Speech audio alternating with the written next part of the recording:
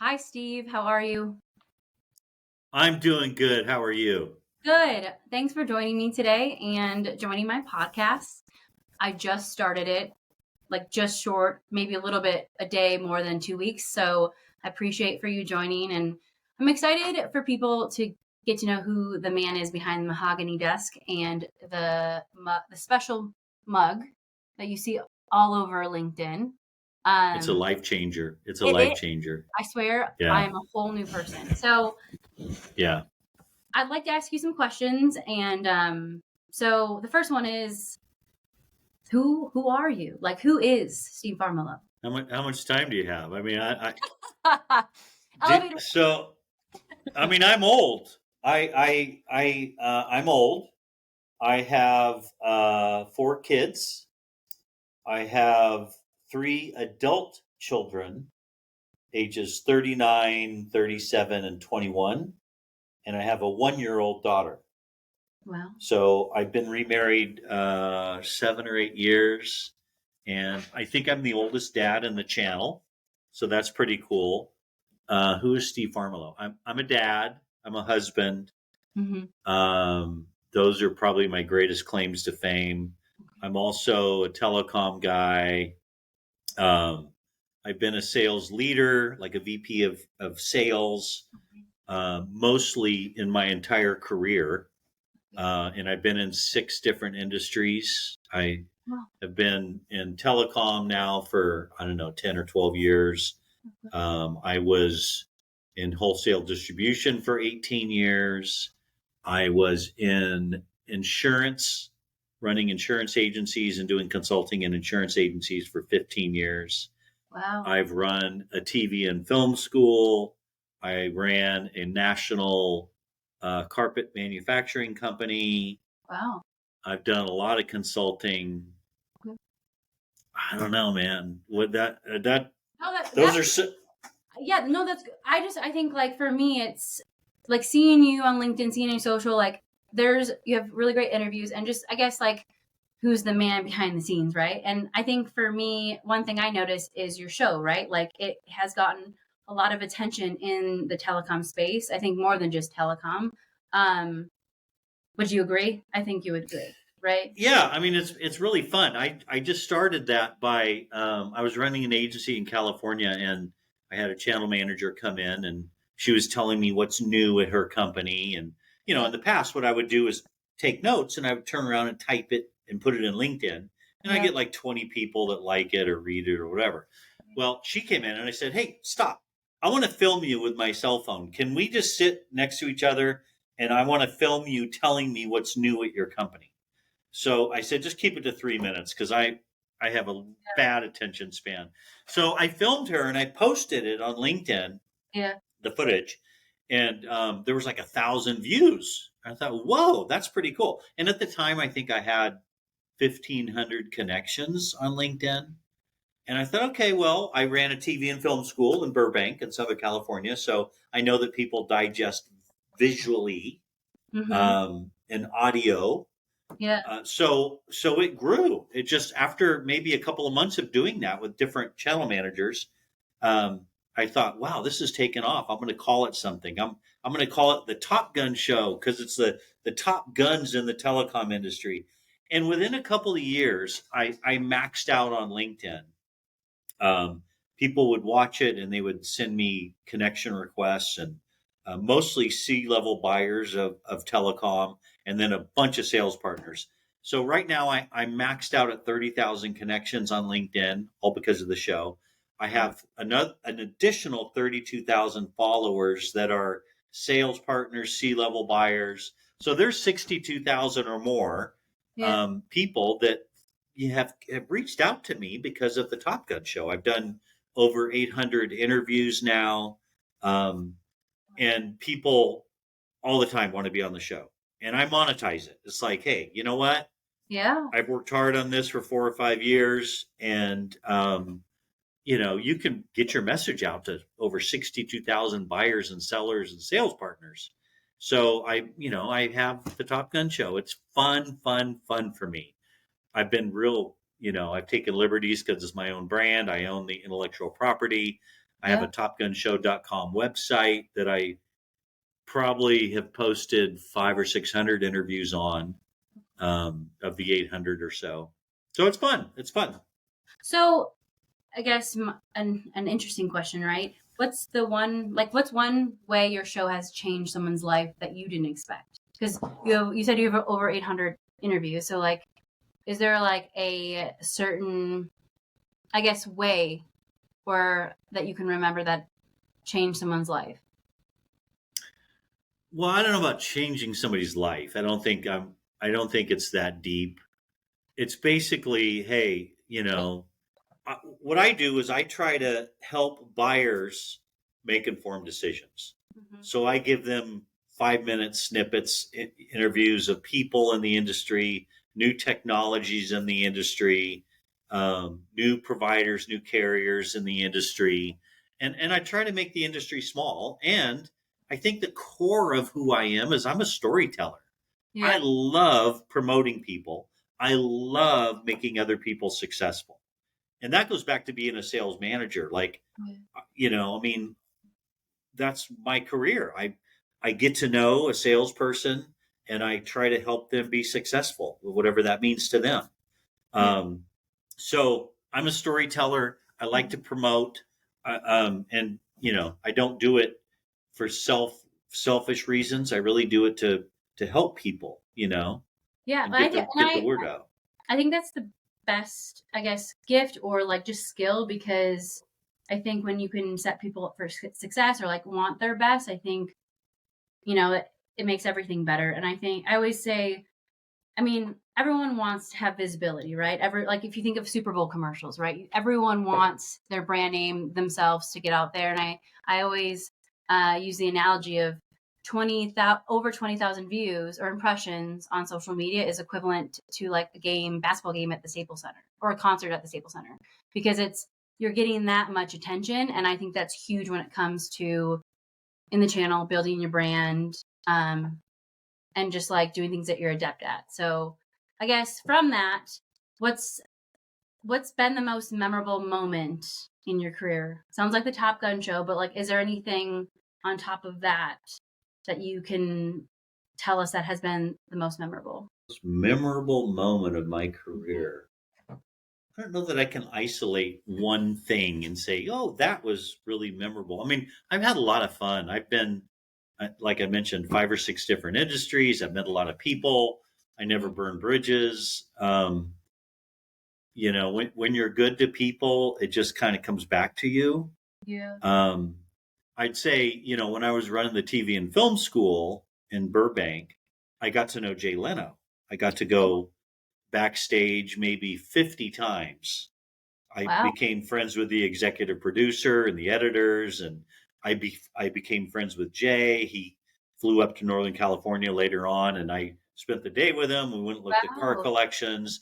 He flew me on his private jet to Vegas, put me up at the Mirage. Wow. I got to go into his dressing room for his performances and hang out with him. He's just a heck of a nice guy. He's a real good human being.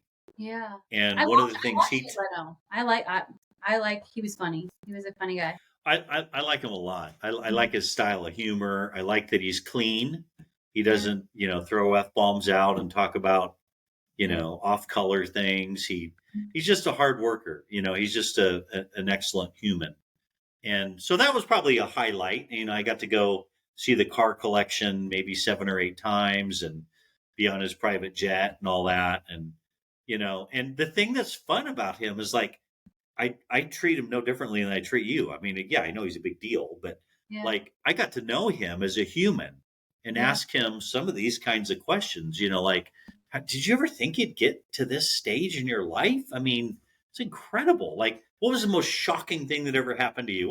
What's the best thing that ever happened to you? What makes you happy, at night? At the end of the day kind of thing. So I just like people. I mean, that's the bottom line. I like people. I like to get to know people, and I'd like to say I'm genuine in my get to know. I don't have ulterior motives that I want something. In fact, from him, I never asked him for a thing, a single thing. I never asked him, hey, can I fly in your private jet? Hey, can I go backstage? Can I, it just all kind of came about naturally. So anyway.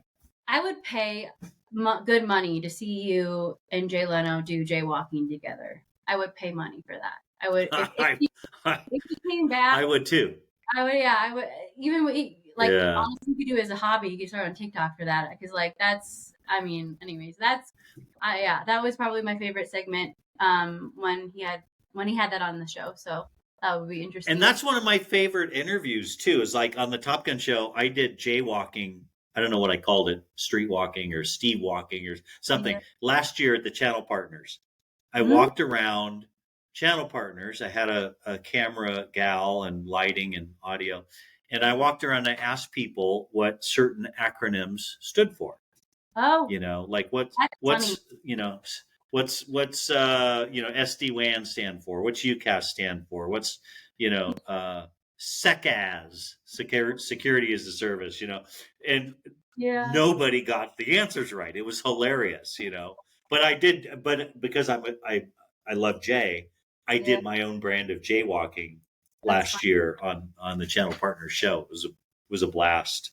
Well, you'll have to do it again because that's funny. Because I was just making a joke about how like people are like creating new acronyms and hoping that it catches on, right? And it's like to your point, it's like, do we know what the basics are? So, anyways, not to like don't. Well, it's so funny because you sit in sales meetings, somebody will throw out an acronym, and everyone sits there like they know. I mean, you could make one up, and everybody's going to pretend they know what it is because nobody really knows. I guess that kind of goes to my next kind of question is like, what are bad recommendations you hear in your profession or area of expertise? I guess like what are bad what? Recommendations you hear in your area of expertise or your what your profession. I mean, I know that you've been in through different industries, but I guess is there like the worst recommendation that I would say to stay away from is when you, like in our field in telecom, if you work for a provider or a carrier and you go into an advisor's office or the TSD's office or whatever, I don't care about your quota. I don't care about you meeting quota. Don't ask me if I'm sitting on a bunch of orders. Dude, I want to turn in orders because they make me money. So don't, like somebody will come into my office. And when I ran an agency, I would say 80 different channel managers came into my office. Yeah. And 78 of them would say, well, here's your numbers. Here's what you did last year. Yeah. We need to get that up. I've got a higher quota for you. I want you to do 100,000 with me this year. How do you think that's possible? And I'm like, I don't really give a rip if I help you meet your quota. What's your idea for me? Like, how are you going to help me? Like, don't tell me how I can help you. Tell me what you can do for me and my agency. Right. So I would say 2 out of 80 came in and said, Steve, tell me about your goals for the agency. Where are you headed in the next, 3 to 5 years? How can I help you get there? Yeah. What are your initiatives? What keeps you up at night? Like, only 2 out of 80 cared about my business. 78 out of 80 came in self-serving. So don't be an idiot. That's my advice. Don't be an idiot. Okay, we should tagline, don't be an idiot. Yeah, like instead of Nike, just do it. Just like don't be don't do this. Don't be an idiot. Don't be an idiot. Don't be an idiot. Well, okay. So another question, which I enjoy hearing the answer to is, how has failure or parent failure set you up later for success? Do you have a favorite failure of yours? Just because I believe that there's you can't fail. The only way you fail is you stop doing, right? And so I always like to hear people that have been trailblazers and successful in life, like what that is. Well, I don't even know, failure's a funny word. I mean, that saying about, when God closes a door, he opens a window or something like that. I've had events in my life that at the time they were devastating. Divorce, death, stuff like that. Yeah. Being fired, we no longer need your services, and all that's all normal life stuff. but Yeah. I wouldn't say that like at the time I would think, oh, I'm a failure, I went through a Yeah. divorce or whatever. Yeah. But everything rolls into something better. And if you have a glass half full Mm-hmm. mindset, Mm-hmm. everything rolls into something good. So I wouldn't say there's like one major failure. I mean, even, losing everything in the stock market or, um, 2017, my wife and I had just got married and we went to bed on her birthday and we woke up at 1 a.m. and people were screaming, saying, get out of your house. It's on fire. And we got up and sure Wow. enough, the entire neighborhood, 5,500 homes burnt to the ground. We got out of there with our dog. We came back the next day, didn't pack anything because we didn't have time to pack anything. Everything I've ever owned in my entire life at that point was burned to a crisp. Wow. Like I had a pair of jeans, a t-shirt, underwear, shoes, and a jacket. And that's it to my name. Everything else I owned was gone. Wow. Everything my kids made me when they were little and blah blah blah blah blah, right? So that's a pretty catastrophic event to Yeah. lose everything and not Yeah. have any insurance. I didn't have any insurance on any of it. So yeah, that was tough. That was a tough thing, but like even that, I'm not sure I would go undo it because I learned so many things from it. Yeah. No, I mean, you really learn when you like lose everything, right? Like to understand what really matters. And Yeah. well, yeah, people do like, to me, I guess us interacting and stuff, I think like the more that you can add value, the more that you can improve others' lives. I think that that's like huge. And then when you go through like a big storm, right? Whatever that saying is, it's like you really come out like a stronger individual and like you kind of have a better perspective of like what really matters, Yeah. especially even in business, right? Like, because I think that translates 100% in business. I think business, it's built on trust, right? So it's like, yeah. So Yeah. not to go down that rabbit hole, but okay. So I guess going back into or rerouting into a different avenue. What is an unusual habit or an absurd thing that you love? A unusual habit or a what And thing? an absurd, so like unusual or unique Abs- thing. I don't think I have any weird, unusual habits.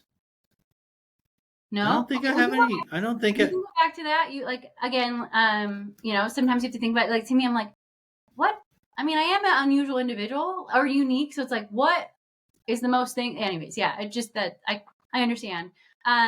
Okay, so if you could have a gigantic billboard anywhere with anything on it, what would be on it? It could be a slogan, it could be a paragraph, it could be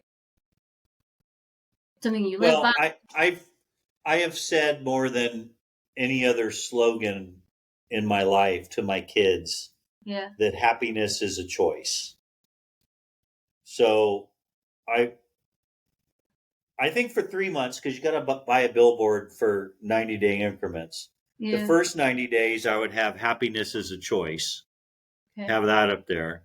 yeah, The next 30 days, I would say don't be a dick, or maybe better, be nice. Just you know, be a nice be person. kind, be kind, Be yeah, kind. yeah. Yeah, life's short. And right now with social media and stuff, going in the elections and stuff, Oh my I've god, never seen I've never seen the left and the right so oh, far apart and hating each other. Hating each other. it's It's like nuts. it's like Thanksgiving dinner on steroids. Like Thanksgiving, like with your Yeah. like family you haven't seen in forever. Like it's just I've never seen so like even Twitter. Like I feel like I was like in a black hole, just like like almost wanted to grab popcorn, being like, why are people so like, oh my gosh, if they had a real conversation. Anyways, I'm just like Yeah. Georgia, Wyoming is popping off about this right now. Like, can we have a rational do that? Anyways, yeah, no, coming into this election year, I'm just like, can we take a step back and say, like, we're all human and we all have like a right to say something, but also like be kind. I think I completely agree with that. Yeah, yeah. Those are my two sayings for the billboard. I'd probably alternate them every 90 days. Happiness is a choice, and Yeah. be nice. Just be nice, will you? Oh, you Yeah. could put it on Las Vegas's dome, that like new like advertising dome. Have you seen it? Where like during the Super Bowl, you should put it there. You should Yeah, put the it. Top Gun show. The Top Gun show was on the dome. Oh, cool. That's cool. That's Yeah, a Taylor Swift. I don't know if yeah. you saw Taylor Swift up in the suite with the mug. With Top Gun. Oh, Pictures are coming out on Friday. well, that's cool. I'll keep an eye out for that. Okay. Well, then last question. Where can people find out more about you and what you're doing in the industry and in life? I would say LinkedIn. Okay. Follow me on LinkedIn.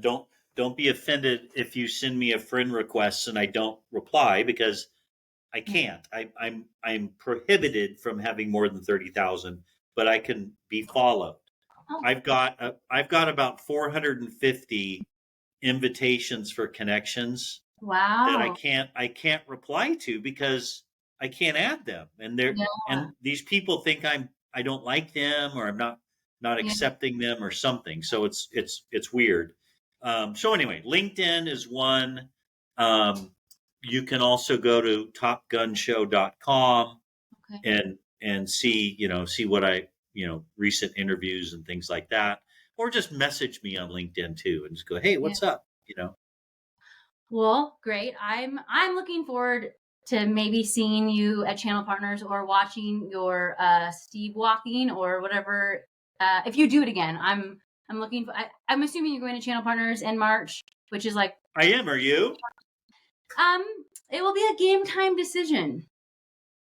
Okay. Well, if you go, the gal that helped me do the jaywalking thing Yeah. in Vegas last year, Yeah. and she's not going this year. She has other commitments. So I need somebody to help follow me around and help film This could be a my part version of jaywalking. part two.